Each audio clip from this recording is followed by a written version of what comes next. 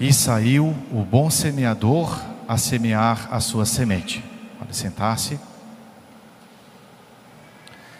Meus amados irmãos, nesse domingo nós somos convidados a meditar na parábola do joio e do trigo. Nós sabemos que essa é uma parábola que o próprio Jesus explicou um pouquinho mais à frente, não é? Nos versículos seguintes da passagem que nós ouvimos, capítulo 13, versículo 30 e seguintes. Jesus então atende o apelo dos discípulos e responde, explica-lhes o sentido desta passagem, desta parábola, dessa história. É muito simples, né? Logo nós entendemos bem que a semente é a palavra de Deus, a vontade de Deus, a sua graça, que é depositada, que é derramada nos nossos corações, e que a terra é o nosso coração, é o mundo, não é? Ou mesmo a Santa Igreja, e ali boas sementes nascem, frutificam, não é? Dão frutos, são as virtudes, são os frutos de santidade, não é? De virtudes que nós colhemos durante a nossa vida, pela nossa correspondência à graça. Mas também vem o inimigo, vem o demônio, vem o mundanismo, né, o mundo, e a nossa própria natureza, com as suas consequências do pecado original, que fazem com que nasçam também a erva daninha, o joio. E nós sabemos muito bem que o joio é semelhante, é parecido com o trigo. Quando nós pegamos um pezinho de trigo e um pezinho de joio, ou a gente poderia comparar um pouquinho com a aveia, não é? Que nós temos mais facilmente para a gente entender. É muito parecido. Há um certo momento do crescimento daquela planta que elas não têm como ser distinguidas uma da outra, porque é uma folhinha comprida assim, e a pessoa não consegue saber diferenciar o que é trigo do que é joio. E é interessante que os empregados logo notaram isso, né? E foram reclamar com o dono daquela roça, daquele campo, né? Daquele plantio, dizendo: olha, nasceu também o joio. O senhor não nos deu semente boa? Nós semeamos semente boa aqui, né? A semente é sempre boa, a semente de Deus. Ela é capaz de produzir muitos frutos de santidade. Mas também temos no enredo dessa história o inimigo.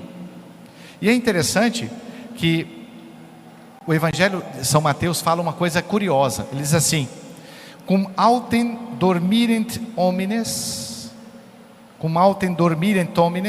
venit inimicus eius, et super seminavit zizania. Então, enquanto os homens dormiam, ou seja, enquanto os agricultores dormiam, não é? Veio um homem inimigo, e lançou em cima da boa semente a cisânia, o joio, a erva daninha, né?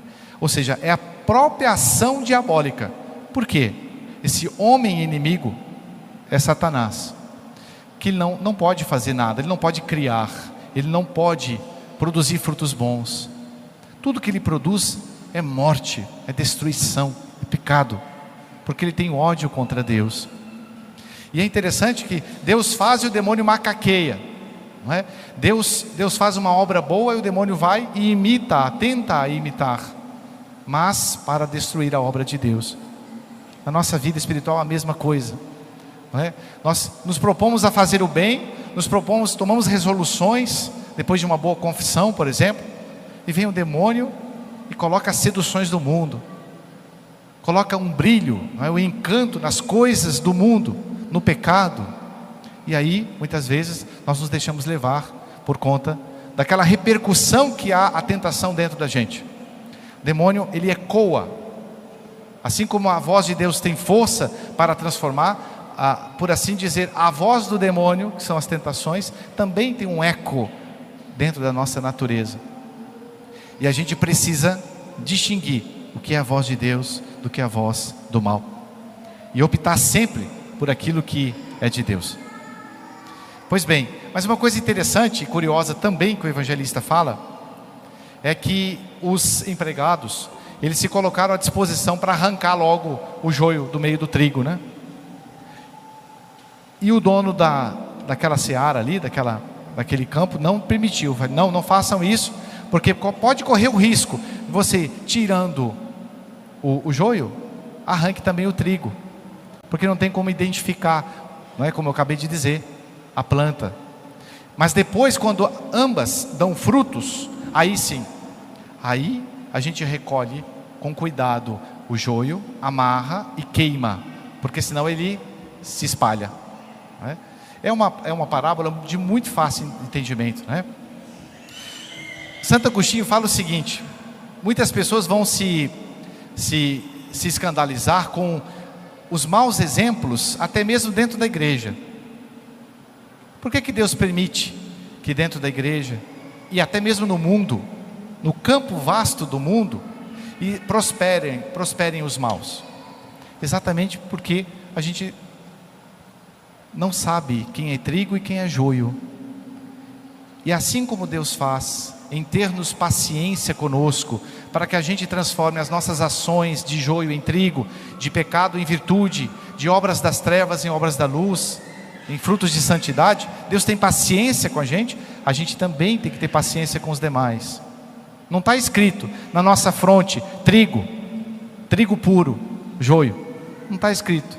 Eleito, condenado. Não está escrito. Tem obras nossas que parecem que são obras de fato de um trigo bom, de santidade, mas tem outras que não, os pecados.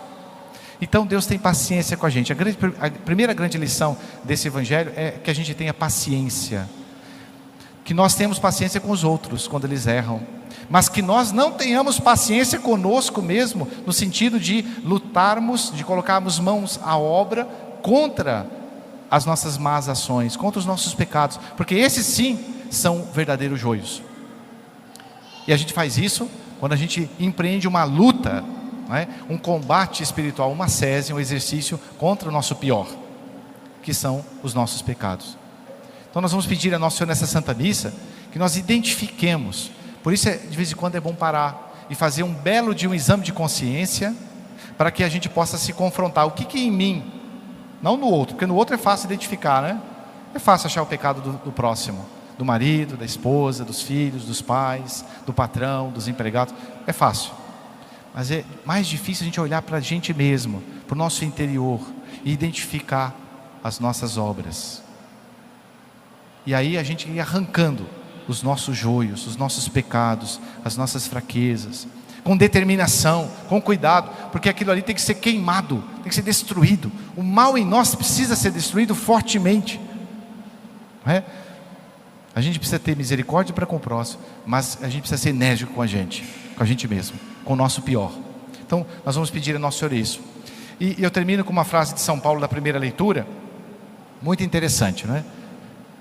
Que corrobora nesse pensamento de a gente ter misericórdia para com o próximo. São Paulo, ele enumera 5 virtudes ao falar de como a gente deve lidar com o semelhante.